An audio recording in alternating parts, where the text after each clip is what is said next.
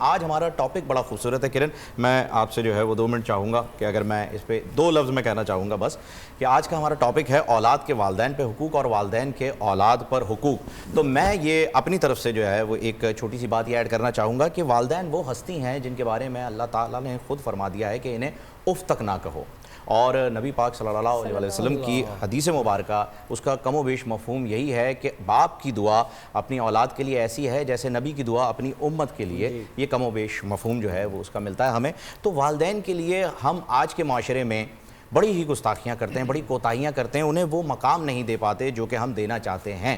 بحیثیت بیٹا کہا یہ جاتا ہے کہ جی بیٹا شادی تک بیٹا ہوتا ہے اور بیٹی جو ہے وہ زندگی بھر بیٹی رہتی ہے. تو میں یہی چاہوں گا کہ کرن ہی اس بات کو آگے لے جائیں کہ جی والدین کا کیا مقام ہے, کیونکہ بیٹی جو ہے وہ والدین سے زیادہ اٹیچ ہوتی ہے, بیٹا کم. صرف ایک شاعر کا ایک بڑا خوبصورت شعر میری نظر سے گزرا تھا, وہ میں پیش کرنے کی اجازت چاہوں گا. موت کی آغوش میں جب تھک کے سو جاتی ہے ماں, پھر کہیں جا کر وہ تھوڑا سا سکون پاتی ہے ماں. باپ کہتے ہیں کسے اور مامتا کیا چیز ہے, کوئی ان بچوں سے پوچھے جن کی مر جاتی ہے. بہت ہی خوبصورت بات, بہت تکلیف دہ بات. اور آغاز میں یہ دعا کہ اللہ رب العزت ہمارے والدین کا سایہ ہمارے سروں پر, ہمارے تادم آخر اور تادیر سلامت رکھے, اور جن کے والدین نہیں ہیں اللہ رب العزت ان کو کروٹ جنت الفردوس میں اعلیٰ مقام اعلیٰ درجات عطا فرمائے. قرآن کریم میں اللہ رب ذوالجلال اپنی اطاعت اور بندگی کے بعد اگر تذکرہ فرماتے ہیں تو وہ اپنے والدین کے بارے میں بتاتے ہیں. آج ہم دیکھتے ہیں والدین کے ساتھ کیا سلوک ہوتا ہے, کس طرح سے بات ہوتی ہے. اور یہ ٹاپک ایسا ہے کہ جب آپ اس پر بات کرتے ہیں تب آپ کو تکلیف ہوتی ہے. جب آپ کسی کے والدین کے تذکرہ کر رہے ہوتے ہیں یا کسی کے سامنے بیٹھ کر تذکرہ کر رہے ہوتے ہیں, آپ کی آنکھوں میں آنسو بھی آتے ہیں, آپ کے دل میں تکلیف بھی ہوتی ہے. لیکن پھر جب آپ اپنے والدین کے ساتھ ہوتے ہیں تو پھر اچانک وہ بیہیویئر کے اندر وہ چینج کیوں آتا ہے اللہ جانتا ہے. اور پھر اس کے بعد جب اولاد سے پوچھا جاتا ہے, جب بات کی جاتی ہے کہ آخر ایسا کیوں, یہ آنے کا ذریعہ ہے, یہ تو وہ ہے کہ جن کی گود میں سر رکھیں تو ساری دنیا سے ایسا لگتا ہے محفوظ ہو گئے ہیں. کوئی کچھ بھی نہ کر سکے, لیکن باپ اور ماں وہ ہستی ہوتے ہیں کہ وہ آپ کے لیے سب کچھ کر سکتے ہیں.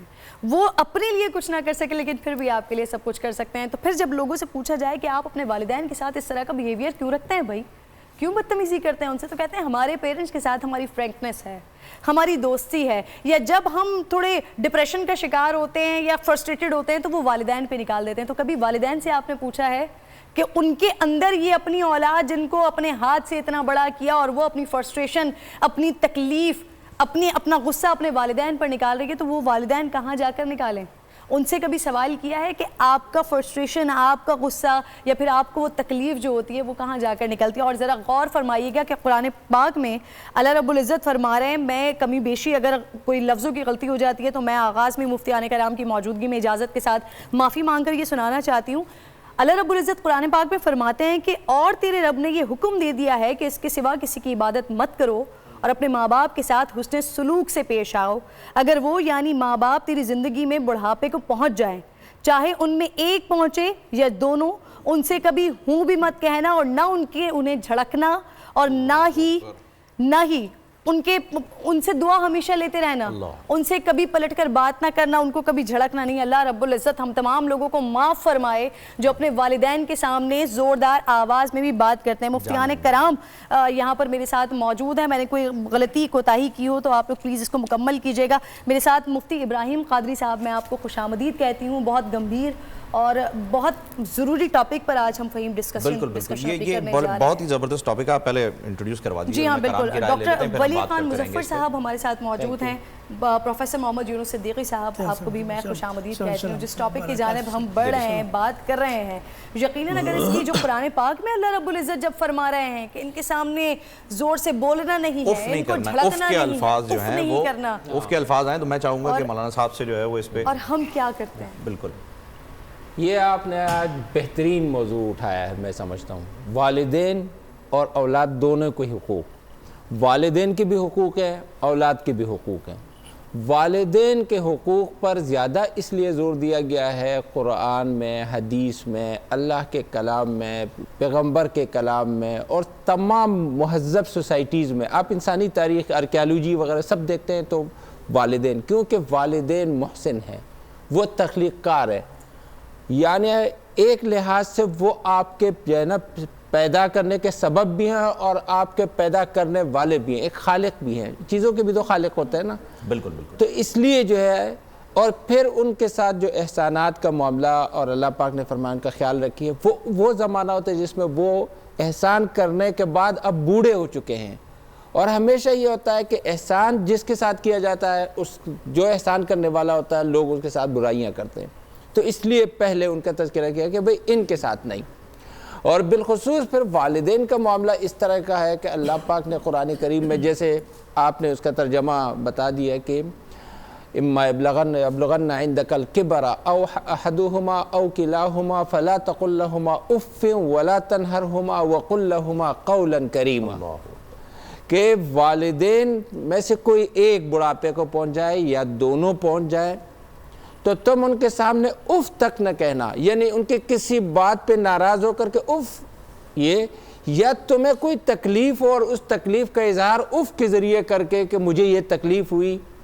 ایک مرتبہ میری بچی نے مجھ سے کسی بات پر کہا کہ ابو یہ، میں نے کہا جو آپ آ کے مجھے کہتی ہو نا کہ اسکول میں یہ ہوا، اس سے ہمیں تکلیف ہوتی ہے، یہ آپ جو ہے نا، آپ جو باتیں کر رہی ہے، آپ جو گھوم رہی ہے، تو آپ ہمارے کلیجے ہو، آپ کو جو تکلیف ہوتی ہے وہ ہمیں ہوتی ہے، آپ کو خوشی ہوتی ہے تو ہمیں ہوتی ہے۔ تو اف بھی نہیں کہنا ان کے سامنے، وہ اف جو آپ کو تکلیف کی وجہ سے، یا وہ اف کہ آپ ان کو روک رہے ہیں کہ بھئی یہ آپ نے کیا کہہ دیا، اوہ ارے یار یہ کیا کہہ دیا، کہ گویا ان کی کسی بات پر معترضانہ انداز میں اف، اس کی بھی اجازت نہیں ہے۔ اور ولا تنہرہما، کبھی ان کو جھڑکنا نہیں، والدین کو کبھی زور سے بڑی آواز سے مخاطب بھی نہیں کرنا ہے۔ اور اس کے لیے میں دلیل لوں گا قرآن کریم کے ایک اور آیت سے، کہ جہاں پر مفتی صاحب بھی بیٹھے ہوئے ہیں، حضرت شیخ بھی بیٹھے ہوئے ہیں، حضرت علامہ صاحب بھی تشریف لا چکے ہیں۔ قرآن کریم میں اللہ پاک نے فرمایا کہ نبی کے سامنے تم لوگ آواز اونچی نہیں کرو، لا ترفعوا اصواتکم فوق صوت النبی۔ اور ادھر پیغمبر نے فرمایا جو آپ نے شروع میں حدیث کوٹ کی جی فہیم خان صاحب نے، کہ پیغمبر کی دعا جس طرح امت کے حق میں قبول ہوتی ہے، اسی طرح باپ کی دعا اپنے بیٹوں اور اپنی اولاد کے حق میں قبول ہوتی ہے۔ تو جب پیغمبر کی آواز پر اپنی آواز اونچی نہیں کرنی، اور پیغمبر کے متعلق یہ بتایا گیا کہ ان الذین ینادونک من وراء الحجرات اکثرهم لا یعقلون، یہ جو کمروں کے باہر سے دور دور سے آپ کو آواز دیتے ہیں اے فلاں اے فلاں، اس طرح باپ کو اس طرح مخاطب کرنا یا ماں کو مخاطب کرنا، خواہ اس کو باپ کہہ کر، خواہ اس کو ماں کہہ کر، خواہ اس کو ڈیڈ کہہ کر، خواہ اس کو میم کہہ کر، یا ان کا نام لے کر، یا جو بھی انداز ہو، لیکن جس میں ان کی آواز پر آواز اور اس میں ترفع اور تعلی اور تکبر ہو، وہ بالکل ممنوع۔ یہ سب چیزیں اپنی جگہ پر ہیں، اور قرآن کریم نے، اللہ پاک نے اپنی اطاعت اور اپنے احسانات کے بعد کہا وَبِالْوَالِدَيْنِ إِحْسَانًا وَبِالْوَالِدَيْنِ إِحْسَانًا وَبِالْوَالِدَيْنِ إِحْسَانًا۔ اب آپ اس سے اندازہ لگائیے۔ لیکن دوسری طرف جتنا والدین کا ادب، ان کا احترام، ان کا ریسپیکٹ ضروری ہے، اتنا ہی والدین پر یا اس سے کہیں زیادہ اپنی اولاد کی تربیت، ان کا اچھا نام رکھنا، ان کی اچھی جگہ شادی کرنا، ان کی اچھی تربیت کرنا، ان کو تعلیم دلانا۔ حضرت عمر رضی اللہ تعالیٰ عنہ کی خدمت میں ایک صحابہ ہے کہ یا امیر المومنین، یہ میرا بیٹا ہے، یہ ہمیشہ میری نافرمانی کرتا رہتا ہے، یہ عاق ہو چکا ہے۔ تو حضرت عمر ان پہ ناراض ہو گئے، تو اس بچے نے کہا کہ یا امیر المومنین، آپ ذرا ان سے پوچھ لیجئے کہ میرے بھی ان کے اوپر کوئی حق ہے۔ تو انہوں نے کہا کہ ہاں بھائی تم بتاؤ۔ انہوں نے کہا میرے کے اوپر حق یہ تھا کہ میری ماں کم سے کم حرہ آزاد شریف ہوتی، تو میری ماں تو باندی ہے، تو میں ایک باندی کا بیٹا ہوں، تو یہ مجھ سے کیا چاہتے ہیں؟ میرا نام کوئی اچھا نام ہوتا، سعید نام ہوتا، ابراہیم نام ہوتا، امین نام ہوتا، یونس نام ہوتا، یہ نام ہوتے، فہیم خان نام ہوتا، میرا نام انہوں نے رکھا ہے جعل۔ جعل جو ہے نا کچرے کے کیڑے کو کہتے ہیں۔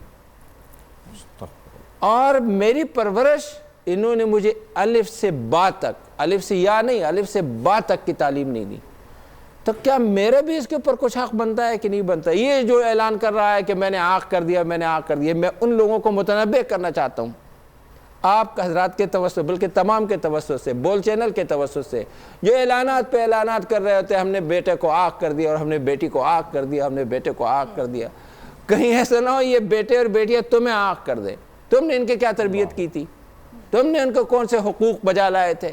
اولاد کے ماں باپ اولاد کے بھی اتنے اتنے بڑے موجود حقوق ہیں. ہاں بالکل سکھایا جاتا ہے بچپن سے احترام کا, وہاں پر کرن ہمیں یہ بھی سکھایا جاتا ہے. علامہ امین شہیدی صاحب بھی ہمیں جوائن کر چکے ہیں, تو السلام علیکم علامہ صاحب. جی آپ کچھ کہہ رہی تھی. جی بالکل, میں یہ کہہ رہی تھی کہ یہ دونوں ٹاپکس مطلب ہم آج والدین کے حقوق کی کیونکہ بات کر رہے ہیں, اور پھر بارہا یہ تذکرہ بھی ہے کہ اگر والدین ہو کہ آپ کے ساتھ غلط کرتے بھی ہیں, مارتے بھی ہیں, پیٹتے بھی ہیں, لیکن یہ کہیں نہیں بنتا کہ آپ اف کر دیں ان کو. اور ابھی ہی انہی سیزنز میں ہم نے وہ بھی دیکھے ہیں, وہ اولادیں بھی دیکھے ہیں جو والدین کو مار پیٹ رہی ہیں, ان کی فوٹیجز ہمارے سامنے آتی ہیں جو بڑی تکلیف دہ باتیں ہوتی ہیں. اللہ تعالیٰ ہم تمام لوگوں کو ہدایت دے. مفتیان کرام کیونکہ ساتھ ہی موجود ہے پروفیسر صاحب, آپ سے کل وعدہ. میں ایک بات کوٹ کروں گا, وہ یہ کہ یہ جو لوگ آنکھ کرتے ہیں نا, اور لوگ جو ہے نا کہتے ہیں خدائی بیٹا, یا میں نے اس کو خدائی بہن میں نے قرار دیا, کرن ناز ہے میں نے ان کو بہن قرار دے دیا, میں ان کو بہن نہیں قرار دے سکتا. یہ میری اسلامی بہن ہے, لیکن یہ کوئی اس کے علاوہ اور کوئی بہن نہیں ہوتی کہ میں نے ان کو منہ بولے بیٹا یا منہ بولی بہن, اس کا اسلام میں کوئی تصور نہیں ہے. قرآن کریم نے اس کو منع کیا ہے. قرآن کریم نے کہا ادعوہم لآبائہم ہوا اقسط عند اللہ, جو باپ کے بیٹے ہیں انہی کی طرف بلاؤ. کسی کو اپنا جو ہے نا منہ بولا بیٹا, میرے بہت لاکھوں شاگرد ہیں, مجھے آ کر کے استاد جی آپ ہمارے باپ کی طرح, میں نہیں, میں تمہارے باپ کی طرح نہیں, میں استاذ ہوں, میرا ایک الگ مرتبہ ہے, تمہارے باپ کا ایک الگ مرتبہ ہے. پروفیسر صاحب بسم اللہ والصلاة والسلام علی رسول اللہ وعلی آلہ وصحابہ اجمعین وبعد. رسول اکرم صلی اللہ علیہ وسلم نے والدین کے حقوق کو رمضان کے ساتھ جوڑا ہے. سبحان اللہ. نبی کریم صلی اللہ علیہ وسلم ایک دفعہ تشریف لائے تقریر کرنے کے لیے, خطبہ دینے کے لیے, تو ممبر کی پہلی سیڑھی پر قدم رکھا, فرمایا آمین اونچی آواز سے. دوسری پر سیڑھی قدم رکھا آمین اونچی, تیسری پر آمین. صحابہ کرام رضوان اللہ اجمعین نے رسول اکرم صلی اللہ علیہ وسلم سے کہا یا رسول اللہ انکا فعلت اليوم ما کنت تفعل ذلک قبل. اے اللہ کے رسول, آج آپ نے ایسا عمل کیا ہے, اس سے پہلے کبھی ہم نے آپ کو یہ عمل کرتے ہوئے نہیں دیکھا. آپ نے ممبر پر تو چڑھتے ہیں, لیکن کبھی آپ نے آمین نہیں کہا, آج کیوں آمین کہا ہے آپ نے؟ رسول اکرم صلی اللہ علیہ وسلم فرمایا, جب ممبر کے قریب آیا تو جبریل کھڑا تھا. جبریل نے دعا کی اور میں نے آمین کہی. اب آپ اندازہ فرمائیں, جبریل دعا کرے اور رسول اکرم آمین کہے, یہ دعا کتنی عظیم ہے. کیا اس دعا کے رد ہونے کے امکان ہیں اللہ کے ہاں؟ نہیں. فرمایا یا رسول اللہ جبریل نے کیا کہا؟ آپ نے فرمایا, جبریل نے کہا بعد من واجد رمضان ولم یغفر لہ, وہ شخص اللہ کی رحمت سے بڑا محروم رہا ہے, بڑا بدبخت ہے, جس نے اپنی زندگی میں رمضان کا مہینہ پایا اور اس نے اپنے گناہ نہ بخشوا لیے. یہ موقع ہے اللہ کے سامنے گڑگڑانے, اللہ سے معافیہ مانگنے کا. فرمایا یا رسول اللہ پھر دوسری بار کیا کہا؟ فرمایا جبریل نے کہا بعد من وجد ابویہ ضعفا ولم یغفر لہ, وہ شخص بھی انتہائی محروم ہے, انتہائی بدبخت ہے, جس نے اپنے والدین کو بوڑھا پایا اور ان کی خدمت کر کے اللہ کی جنت نہ لے لی. اور فرمایا تیسرا, جب بار جو آپ نے آمین فرمائی اس میں کیا کہا جبریل نے؟ فرمایا اس میں جبریل نے یہ کہا تھا بعد من ذکرت عندہ ولم یصلی علیک, وہ شخص بڑا بدبخت ہے جس کے سامنے آپ کا اسم گرامی آئے, ذکر ہو اور آپ پر درود نہ بھیجے صلی اللہ علیہ وسلم. اب آپ اندازہ فرمائیں کہ رمضان اور والدین کی کو کیسے اللہ کے رسول نے جوڑا. والدین کا حق کبھی انسان ادا نہیں کر سکتا. بے شک. ماں باپ وہ ہستی ہیں, باپ ہمیشہ یہ چاہتا ہے کہ میرا بیٹا مجھ سے آگے بڑھ کر رہے. دنیا کی ہر شخص آپ سے حسد کرے گا, لیکن ماں باپ ایسے ہستے جو کبھی آپ کے حسد نہیں کرے گا. باپ اگر MA ہے وہ چاہے گا میرا بیٹا PhD ہو. باپ اگر اس کے پاس ایک دکان میں چاہے میرے پاس 1 لاکھ ہے, چاہے میرے بیٹے کے پاس 1 کروڑ ہو, ہمیشہ وہ چاہے گا کہ میری اولاد آگے بڑھ کر ہو.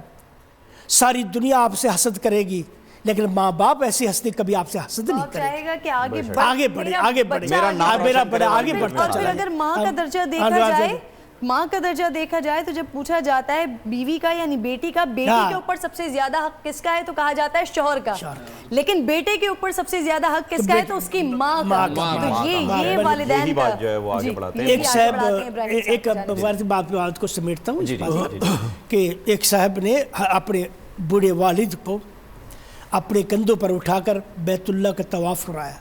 بیت اللہ کا طواف کندھوں پر اٹھا کر حضرت عمر رضی اللہ تعالیٰ سے کہہ رہے حل ادیت حق ابی, کیا میں نے اپنے والد حق ادا کر دیا؟ فرمایا انک ما ادیت حق ابی ولا تستطیع ان تؤدی حق ابیک. آپ نے حق نہیں کبھی کر سکتا ہے. کیوں؟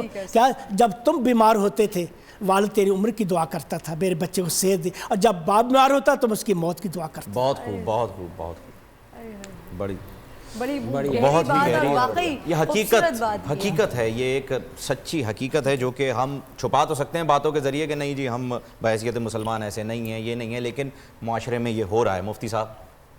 بسم اللہ الرحمن الرحیم.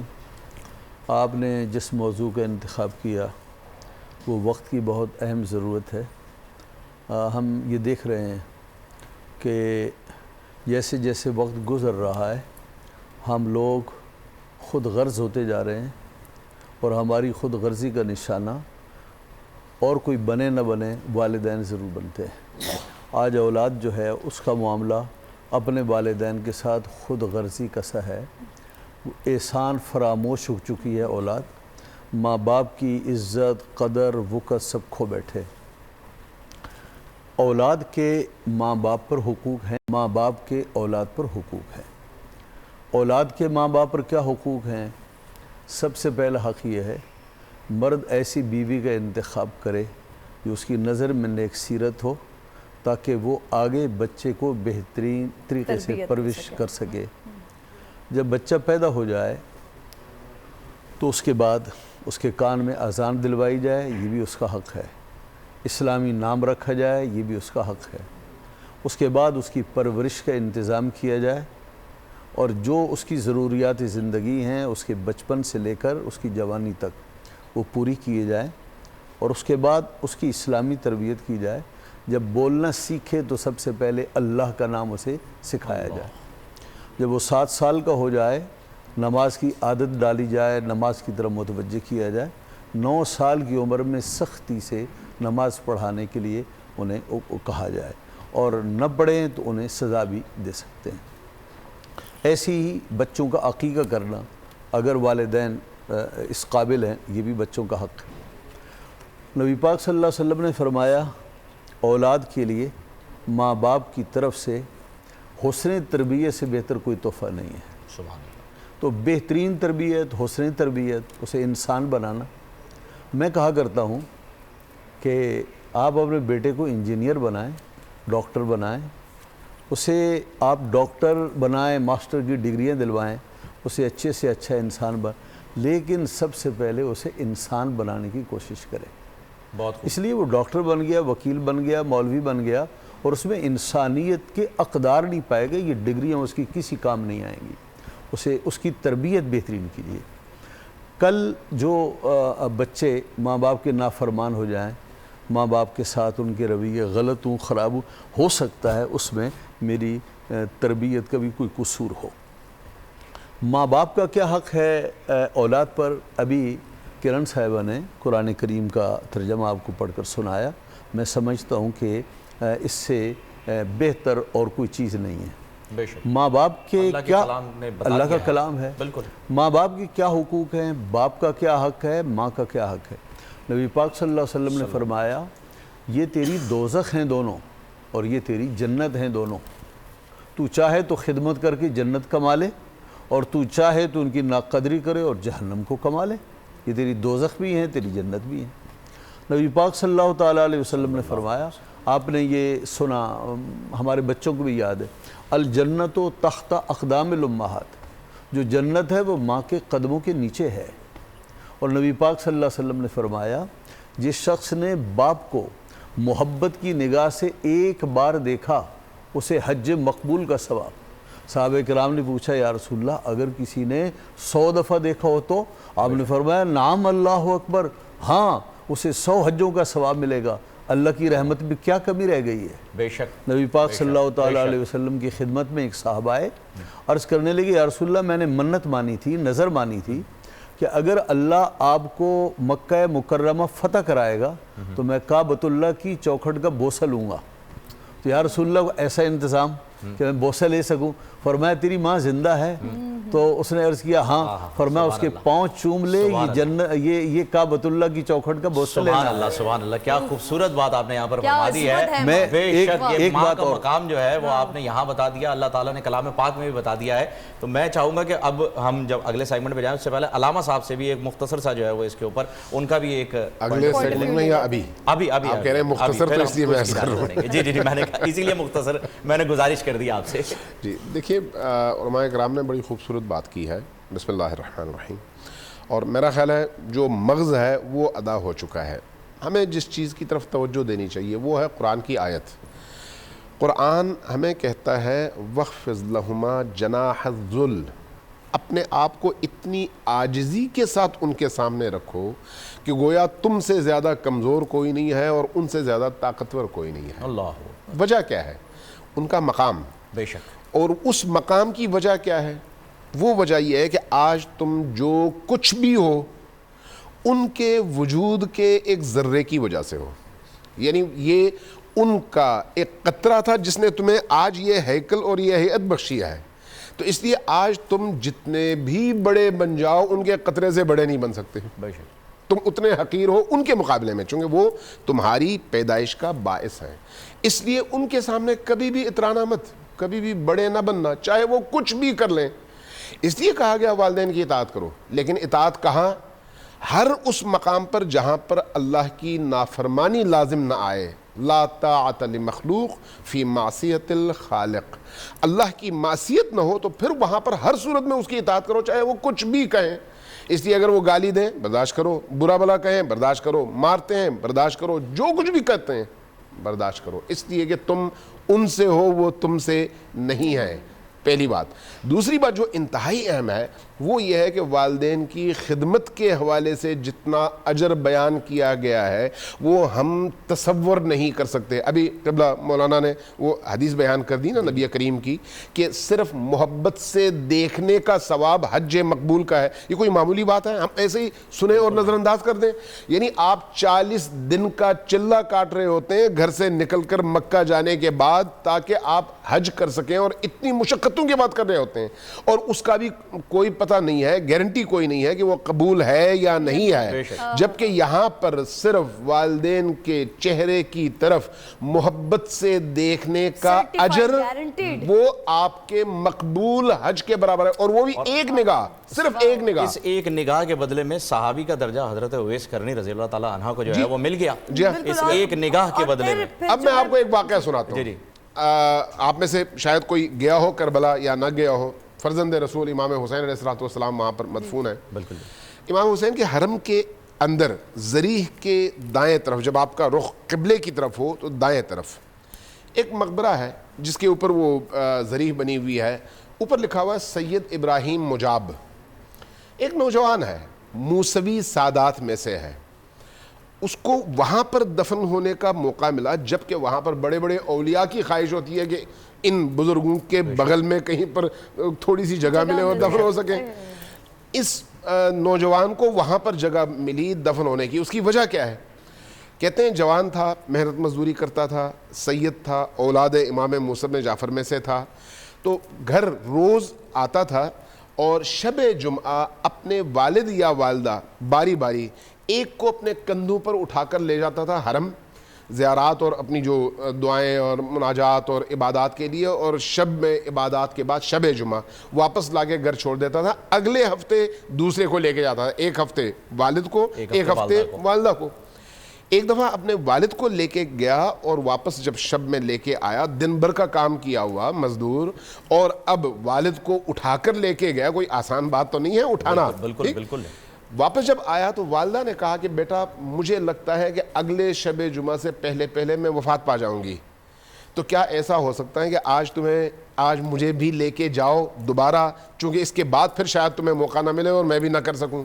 کہا کہ بے شک, اور بغیر کسی اس کے کہ اس کے دل میں ذرہ برابر کوئی منفی وہ پیدا ہو کہ میں بہت تھکا ہوا ہوں, فوراً گیا, والدہ کو اٹھایا, اسی طرح سے لے کے چلا گیا امام حسین کے حرم میں. اب یہ کہتے ہیں کہ جب گیٹ پر باب القبلہ میں کھڑا ہوا اور اندر رخ کر کے کہا السلام علیکم یا ابا عبداللہ الحسین, جب یہ کہا تو قبر سے جواب آیا وعلیکم السلام یا ابراہیم. جب قبر سے یہ آواز آئی تو ارد گرد سارے لوگوں نے سنا. یہ مجاب کہتے ہیں وہ شخص جس کو جواب دیا جائے, اس لیے اس کا نام پڑ گیا ابراہیم مجاب. اور یہ تاریخ نے لکھا ہے کہ جب تک وہ جوان زندہ رہا, اگرچہ اس واقعے کے بعد اس کی والدہ کا انتقال ہو گیا, جب تک زندہ رہا شب جمعہ جب آتا تھا گیٹ پر سلام کرتا تھا تو اس کو جواب ملتا تھا. یہی وجہ ہے کہ جب اس کا انتقال ہوا تو اس کو لا کے امام حسین کے بغل میں دفنایا گیا. تو یہ جو والدین کا احترام, ان کی اطاعت ہے, اس کا کوئی مقایسہ کسی اور کام کے ساتھ نہیں. اللہ رب العزت نے زندگی میں جو بھی چیز بنائی ہے وہ اپنی پہچان کے لیے ہی تو بنائی ہے. تو جو رشتے ناطے والدین سب کچھ پہچان کے لیے ہیں. تو جو والدین کا حق دیا گیا ہے کہ وہ آغاز سے جب ہم اتنے سے ہوتے ہیں جانتے ہیں کہ ہماری کیا اوقات ہے اور پھر ہمیں کہاں سے کہاں پہنچا دیتے ہیں, کتنے بڑے کر دیتے ہیں. تو پھر ہم جب اللہ رب العزت کا درجہ دیکھتے ہیں کہ ہمیں کس چیز سے بنایا گیا ہے اور آج ہم کہاں ہیں اور پھر کیسے تن کے چلتے ہیں زمین پر, تو پھر یہاں پر احساس ہوتا ہے کہ ہماری کیا اوقات ہے اور ہمارا پیدا کرنے والا کتنا بڑا ہے. بہت شکر اللہ رب الجلال کا. پرنور سحر اور ذکر خدا, نبیوں کی مدح سرائی. پیغام سنا عباد صبا, پرکیف ساتھ آئی. پوشیدہ ہے ایمان کی راہ اللہ کی کتاب مقدس میں.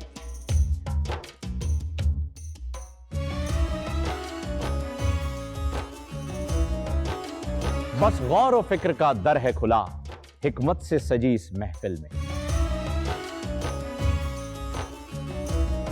ہے لب پہ دعا زدنی علما, روشن ہی رہے یہ سارا جہاں. رم جھم رحمت کی گھٹا, ہر ایک نے ہدایت پائی. نعمت اور برکت سے سجا افطار و سحر کا دسترخوان. ننھے پھولوں نے مل کے کہا آج روزہ کشائی ہے. رمضان المبارک کی خصوصی نشریات رمضان میں بو.